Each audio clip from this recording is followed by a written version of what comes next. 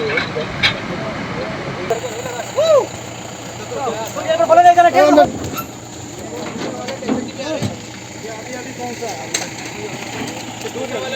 ุ่งไอ้เรลเวย์เขาบ้าหมายกับปีรู้ตรงบ้าไม่นุ่งไอ้เท่กันอยู่ไกลเลยกับเกาะเท่านั้นนะไกลไหมฮะไปนะกระบูทุกสีนะกระบูนะบ้างใช่ดูนะมาทักแต่สิ่งนี้กี่ตาสารพันนี่ก็เราเข้าเรลเวย์เกมเขาบ้าไม่มันใช้นุ่งไว้ให้เตาให้ไก่เถอะเกมเขาบ้าไม่มันใช้นุ่งไว้ให้เตาให้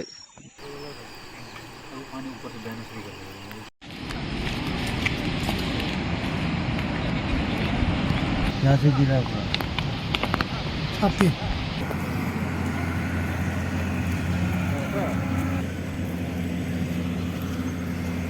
ครับทุกคนกี่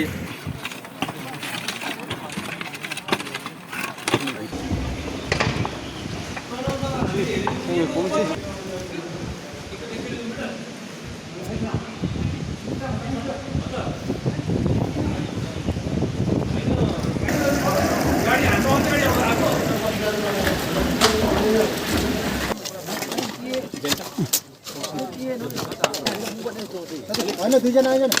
Tujuan aja. Dua tolong pernah di mana saran baru. Terus.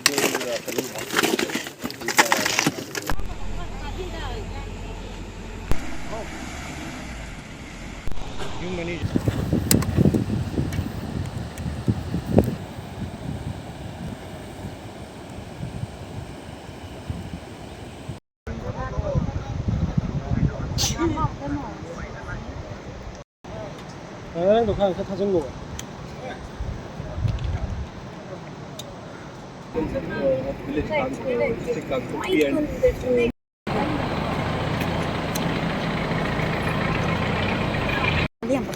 Ba thật hả? Đi em đỉnh không đi.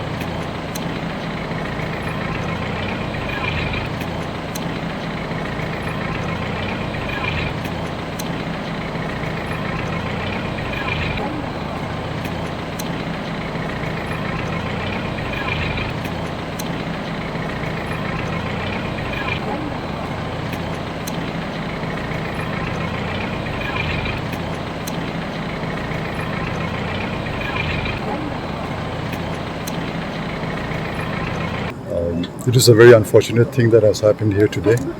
We have been working very hard to bring the railway into Manipur, but however, because of the rains and so many other factors, this thing has happened. The area which it happened from where I just came, it is the main Tupul station where the train was supposed to stop, and maybe because of the heavy work that has been going on, maybe some seismic disturbance may have taken place because there are trees growing all over and it is quite a wooded jungle. But of course, most of the trees don't seem to be very old. But still, it is not a place where there is no tree. There are no trees at all. And of course, you would have seen the whole valley has been blocked. The flow of the stream has been blocked. That heavy was the debris that came down. However, the local villagers as well as the government forces have reached very fast, especially the medical team. We have seen a lot of ambulances which are taking the bodies. Already we are told that 14 bodies have been taken out. We are also liaising not only here but even with the RIMS medical staff as well as our SP in Imphal West, so that the post-mortem is conducted smoothly. Because of this unfortunate incident, more bodies are also expected It is not exactly known how many people are buried, but as of now, we are told that there are still 60 people, including the villagers as well as the army people and the railway people, laborers and all. TA का तो अभी 7 dead body मिल गया, लेकिन गांव वाला का तो एक भी नहीं मिला। उसका नाम क्या बताएगा? गांव का नाम तो पता है, अभी आदमी हाँ नाम एक तो है ये कजंदा है हाँ। मी मंगा दो सीधे कहीं दूर ले बनो मैं लोग क्या रहा थोक बनो। लोकेशन का नाम है टुपुल रेलवे स्टेशन। ये भी टुपुल बिल्कुल टुपुल नहीं है, ये भी मखोम विलेज है, लेकिन रेलवे ने ज़बरदस्ती करके टुपुल लगाए। ये भी हम लोग बिल्कुल पहला से ये भी हम लोग पूरा रिजेक्ट करके मखोम में जाके रेलवे का नाम है टुपुल लगा दिया। टुपुल स्टेशन ही है गाँव में। मैं गाँव का सेक्रेटरी है। ये अभी नेशनल कलामिटी है, नेशनल कलामिटी नहीं है, ये मैन मेड कलामिटी है। मतलब ये रेलवे ने इतना ऊंचा कटिंग किया, इसमें प्रोटेक्शन भी नहीं दिया, इसलिए तो ये गिरा हुआ है। पहले इतना 100 साल 1000 साल से गिरा नहीं, ये कटिंग करने के बाद गिरा हुआ है।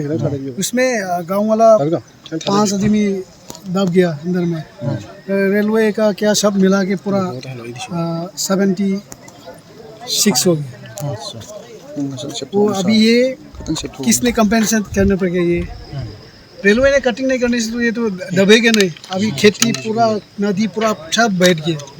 अभी रास्ता भी पूरा नीचे में वो जा रहा था, वो पूरा रास्ता कब से खराब है, बहुत साल से ऐसा रेलवे जब कटिंग शुरू हुआ वहाँ से ऐसा चल रहा है।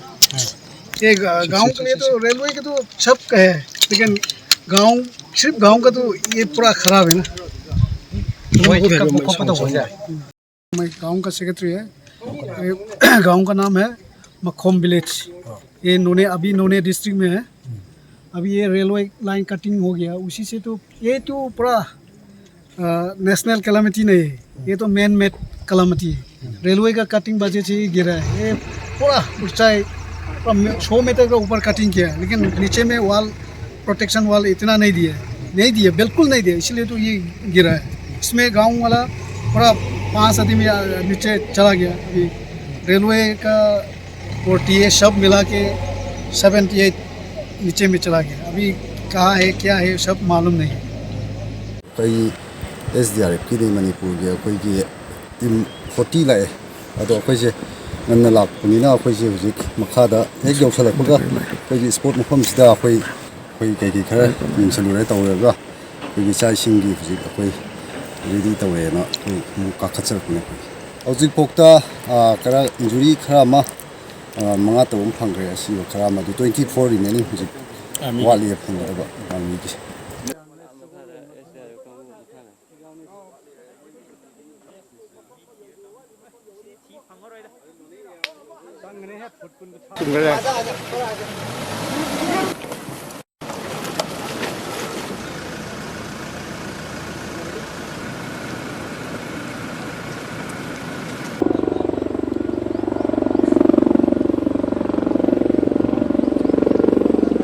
하비라니 뭐.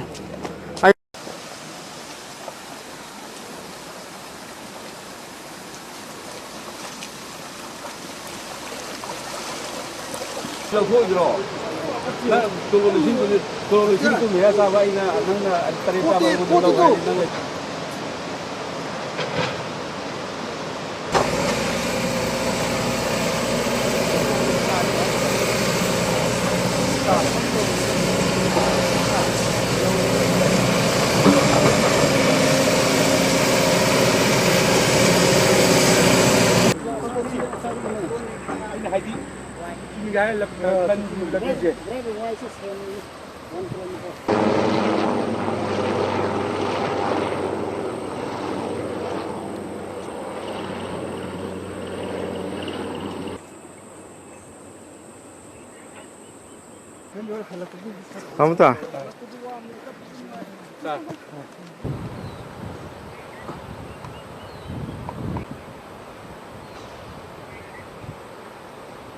Tại bức tết tâm lâm mình khăn lô là hai nhà đó cả nó tông là tầm này.